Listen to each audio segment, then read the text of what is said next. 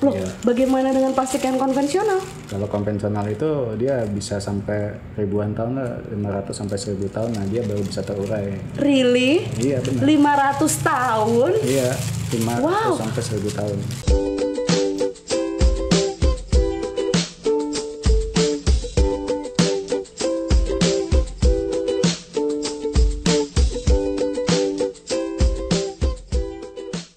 Hai, welcome back Winnie Septiana di Respublika Channel. Kali ini gue bersama Mas Tama.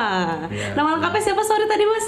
Antama Lasadea. Antama Lasadea. Lasadea. Suaranya dikencengin lagi boleh? Oke, siap. Ini panggilnya apa nih Mas Tama ya? Iya, Tama. Mas Tama ini dari KPPLI. KPPLI itu apa sih Mas? Itu Koalisi Pemantau Plastik Ramah Lingkungan Indonesia. Koalisi Pemantau Plastik Ramah Lingkungan Indonesia. Wah, menarik. Emang ada plastik yang nggak ramah lingkungan by the way? Banyak sih. Oh gitu. Hampir selama berapa? 60 tahun lah mereka beredar gitu kan di masyarakat gitu. Oh iya. Jadi KPPLI ini adalah badan?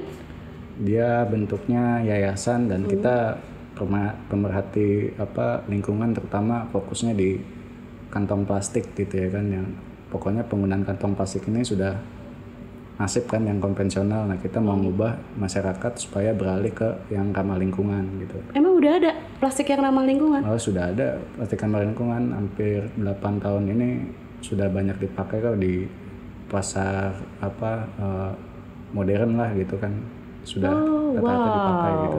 Guys, jadi ternyata sudah 8 tahun terakhir sudah ada plastik yang ramah lingkungan. By the way, gue pengen tahu nih Mas Tama, plastik yang ramah lingkungan tuh kriterianya seperti apa? Plastik ramah lingkungan itu banyak ya gitu ya kan. Kalau kita ngelihat dari aturan yang ada gitu, aturan yang dikeluarkan oleh KLHK, dia itu ada 3 teknologi yang ramah lingkungan. Pertama ada yang dari singkong, terus ada yang dari zat adiktif, yang ketiga itu dari daur ulang gitu ya kan. Mereka itu masuk kriteria yang ramah lingkungan.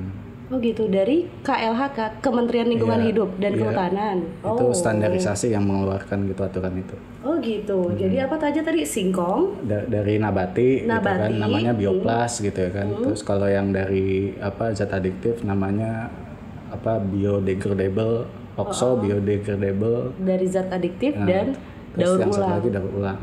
Oh gitu. Iya. Jadi KPPLI ini memantau gitu Iya, ya? mantau penggunaan plastik yang daur ulang, yang ramah lingkungan. Gitu.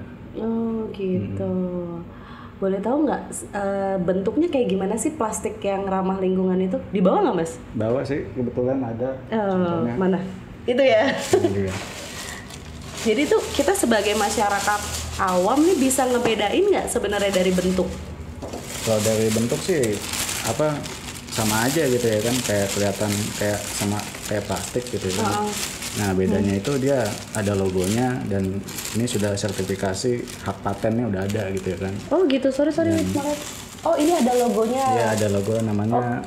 Ini mereknya Oxium gitu kan, teknologinya biodegradable, biodegradable plastik gitu ya kan. Ini bisa terurai 2 sampai 5 tahun di TPA. 2 sampai 5 tahun. Loh, bagaimana dengan plastik yang konvensional? Kalau konvensional itu dia bisa sampai ribuan tahun lah, 500 sampai 1000 tahun, nah dia baru bisa terurai. Really? Iya benar. 500 tahun? Iya, 500 sampai 1000 tahun. Kalau ini 2 sampai 5 tahun? Iya. Coba saya boleh pegang ya, guys. Cuaca di Indonesia begini. Hampir sama ya sebenarnya sama plastik biasa sama. ya? Cuma bahan bakunya yang beda. Iya, dia ditambahin zat adiktif untuk mengurai mata rantai plastik tersebut gitu kan. Jadi lebih cepat terurai gitu di alam.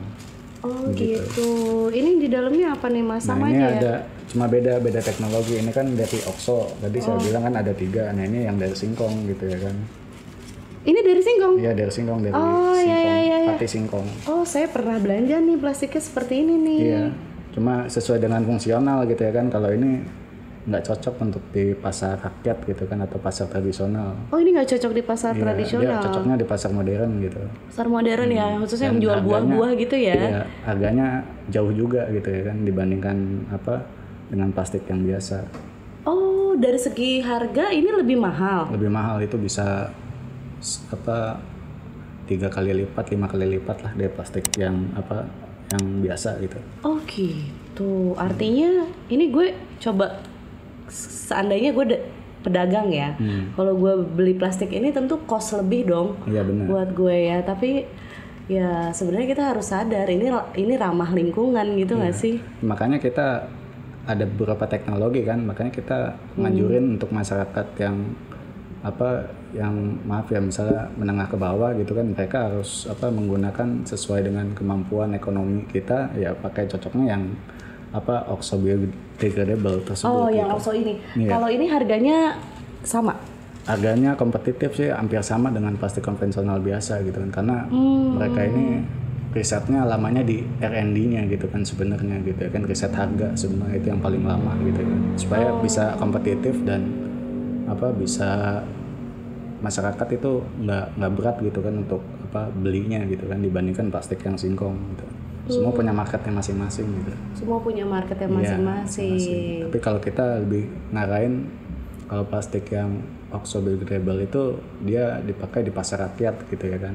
Sedangkan kalau kita belanja di mall gitu kan, harga misalnya beli baju merek Gucci gitu kan, masa sih nggak mampu sih beli yang plastik yang 5 kali lipat lebih mahal gitu kan. Nah itu masuk gitu kan, marketnya di situ gitu, sesuai dengan marketnya gitu. Iya. Tapi ini menarik ketika masih banyak masyarakat, khususnya gue aja nih baru tahu nih Mas nih gitu. Ternyata ada loh plastik yang ramah lingkungan gitu. Jadi itu sebenarnya tantangan sendiri nggak sih buat KPPLI untuk mengedukasi masyarakat? Ya sebenarnya banyak ya tantangannya gitu kan untuk mengedukasi masyarakat.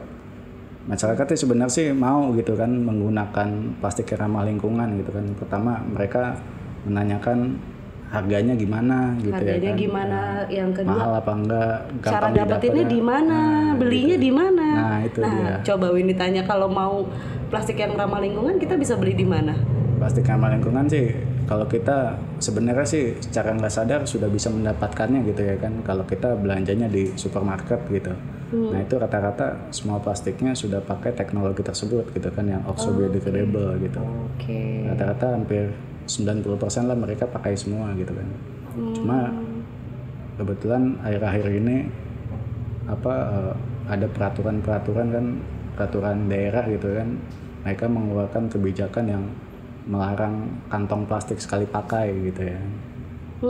Oke, yang kayak paper bag gitu ya. Nah itu yang diusulkan gitu kan, yang diharuskan di peraturan tersebut gitu kan.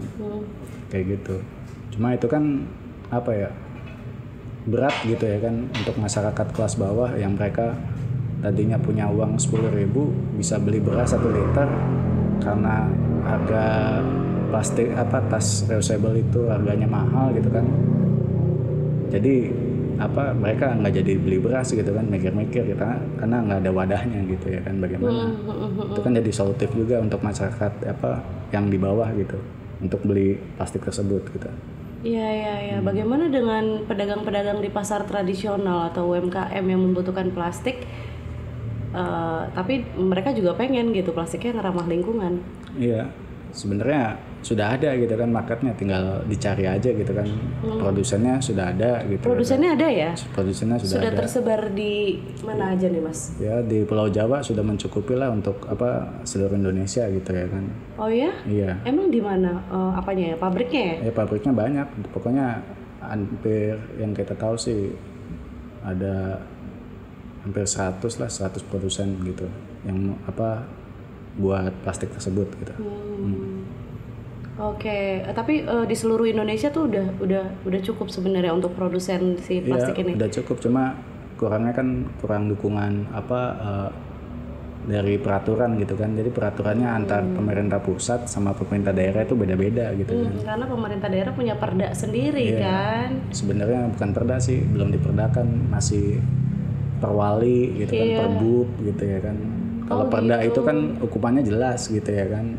Ada sanksi. Misalnya sanksi. Kalau ini kan perwali himbauan gitu ya kan. Dan itu yang kena sanksi itu biasanya yang ngasih plastiknya gitu kan atau pemilik mall gitu. Oh Nah, gitu. Iya. So gue pengen tanya KPPL ini perannya apa sih gitu? Tugas pokok dan fungsinya apa aja gitu? Tugas pokoknya kita ngedukasi masyarakat supaya mereka itu beralih ke plastik yang ramah lingkungan gitu ya kan. Oke. Untuk menjaga bumi kita juga gitu kan, karena kalau kita pakai plastik kan ibaratnya apa ya, kalau kita buangnya sembarangan itu tetap jadi sampah. Sama plastik ini juga kalau kita buangnya sembarangan ya tetap bakal jadi sampah gitu kan. Kita ngedukasi masyarakat supaya pakai plastik yang ramah lingkungan, dia buangnya ke tempat sampah, dan dari tempat sampah kan artinya kalau dibuang ke TPA kan legal gitu kan, daripada dibuang di sungai, di laut kan ilegal gitu ya kan. Tetap kita nganjurinnya tetap buang sampah di TPA. Jadi benar sih, intinya kesadaran masyarakat lagi gitu ya. Kalau lu udah pakai plastik yang ramah lingkungan tapi lu buang plastiknya sembarangan juga ya sama aja. Sama aja gitu kan. Itulah. Gitu ya. Jadi kampanyenya apa nih dari KPPLI ini yang sudah dilakukan? Kita sudah ke beberapa daerah gitu kan. Kata-kata daerah juga kepala daerah ya terutama ya. Mulai dari Kalimantan. Udah roadshow ya? Udah roadshow kita. Oke. Kalimantan, Jogja, Bekasi, terus Malang, dan beberapa daerah lainnya. Kita sudah ngobrol dengan kepala-kepala daerah, rata-rata belum menggunakan plastik ramah lingkungan, belum tahu gitu ya kan ada plastik yang sudah ber-SNI gitu ya kan, SNI 7188.7 gitu. Tuh kan masih banyak kepala daerah yang ternyata belum tahu. Belum tahu, iya. Oke. Udah dijalanin berapa daerah roadshow-nya? Roadshow ada banyak ya, 12 daerah kurang lebih gitu kan. Oke. Dananya dari mana Mas KPPL ini? Dananya ya kita swadaya sendiri gitu ya kan, dan iya swadaya, dan kadang ada dari donasi gitu ya kan, donasi dari dari perorangan gitu ya kan, supaya kita tetap bergerak lah, peduli terhadap lingkungan, itu aja. Wow, ini menarik sekali. Iya. Ini inspirasional loh. Iya, karena tergerak dari keluhan masyarakat gitu kan. Terus juga Indonesia kan sebagai penyumbang kedua terbesar gitu kan di lautan sampah plastik gitu ya kan. Gitu. Makanya kita bergerak di situ. Wow guys, menarik ya, di era pandemi ini ternyata masih ada orang-orang baik di KPPLI yang concern sama plastik ramah lingkungan. By the way Mas, ada berapa sih jumlah anggota KPPLI ini? Kita baru ada di 7 provinsi gitu ya. Ada di 7 provinsi, jumlah anggota keseluruhannya berapa? Jumlah anggotanya kurang lebih 100 orangan lah. Gitu. 100 orang, gitu. Masnya ketua ya? Atau? Saya sekretaris sekaligus bendahara di KPPLI gitu ya. KPPLI pusat? Iya, kalau pusat. ketuanya Mas siapa? Mas Puput Tridama Putra. Oh, Mas Puput. Iya. Biasanya kalau kita ngecek di Google tuh langsung ada keluar nama dia banyak gitu ya. Iya, sorry siapa? Biar nanti ini browsing Puput. Puput Tridama Putra. Puput Ridama Putra gitu. Pusatnya ada di mana? Kantor sekretariatnya ada di mana? Kantor kita ada di Cipulir ya, Jalan Al Mubarok 1 nomor 54 gitu. Kalau pengen tahu lebih lanjut atau mau tahu tentang plastik, bisa aja mampir ke kita gitu ya. Oke, sama mungkin ya dari teman-teman ada yang berminat mendaftar jadi anggota tuh boleh? Oh, boleh banget. Justru kita emang lagi butuhin gitu kan peran-peran masyarakat ini untuk bantu kita edukasi gitu ya kan, di minimal di tetangganya atau di penjual end usernya gitu kan, supaya mereka pakai yang ramah lingkungan gitu. Oh, boleh banget. Iya. Sorry, tadi yang 100 anggota itu tersebar di beberapa daerah? Iya. Atau yang di Cipulir itu aja? Di beberapa daerah. Oh, di beberapa daerah. Oke. Iya. Tantangannya apa sih Mas di KPPL ini? Tantangannya ya itu kita harus ngedukasi masyarakat, dan kita harus ngedukasi beberapa kepala daerah supaya tidak salah gitu kan dalam buat aturan gitu. Kalau aturannya salah kan dari atasnya gitu, berpihak kepada salah satu teknologi aja, itu ibaratnya kayak monopoli aja gitu, monopoli bisnis dagang gitu ya kan. Sebenarnya kan ada 3 gitu kan, kenapa harus pilih salah satu teknologi gitu. Oh iya. itu ya tantangannya. Iya, tantangannya sih kayak gitu. Sorry, gue pernah tahu WALHI ya Mas ya. Iya. WALHI itu apa? Wahana Lingkungan Hidup Indonesia. Iya, Wahana Lingkungan Hidup Indonesia. Bedanya KPPLI sama WALHI itu apa sih? Kalau WALHI kan dia lebih campaign dan isunya itu luas ya, lingkungan hidup gitu kan, semuanya mulai advokasi, pendampingan gitu ya kan. Kalau kita fokusnya ya khusus di kantong plastik aja gitu kan, kantong plastik sama lingkungan. Ini skupnya lebih kecil ya, ke plastik gitu ya. Kalau WALHI lebih luas. Iya. Oke, Mas, ada pesan nggak buat teman-teman nih yang dengerin gitu, mengajak atau apa aja terserah. Ya, pertama pada teman-teman sebaiknya kalau dapat plastik gitu kan, buang sampahnya jangan sembarangan, tetap buang sampahnya di tempat sampah gitu ya kan. Dan kalau misalnya ya, kalau kita menuruti aturan gitu ya kan, tidak berlakukannya kantong plastik, terus tempat sampah di rumah kita itu pakai apa gitu ya kan. Rata-rata kan habis dapat plastik itu kita dapat kantong plastik dan itu digunain di tempat sampah di rumah kan. Iya. Kira kan di tempat sampah dan dibuang ke TPA aman gitu, terurai. Supaya tidak terjadi kasusnya Hari Sampah Nasional kan, karena Lui Gajah longsor tuh ya kan. Lui Gajah longsor itu karena itu salah satunya plastik yang konvensional itu tidak terurai, dia buat licin tuh ya kan. Akhirnya ada 2 desa itu kekubur semua sama sampah gitu. 143 orang meninggal lah. Ya Allah, itu di tahun berapa kejadiannya Mas? Pokoknya 14 Februari tahun Valentine? apa ya? Iya.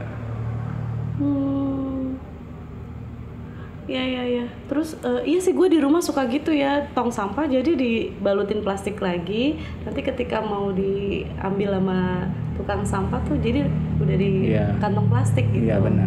Itulah gunanya, fungsionalnya gitu, dan kita juga bisa pakai berulang kali gitu ya kan sebenarnya.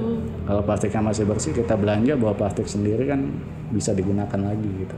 Oh iya. Daripada dibuang gitu ya kan, dibuangnya sembarangan gitu ya kan. Nah, itu kan bisa jadi masalah lingkungan juga gitu. Nah, oke. Kalau untuk pedagang nih, misalnya yang dengerin punya usaha dagang, pengen dagangannya itu menggunakan plastik yang ramah lingkungan, bisa ngubungin kemana Mas?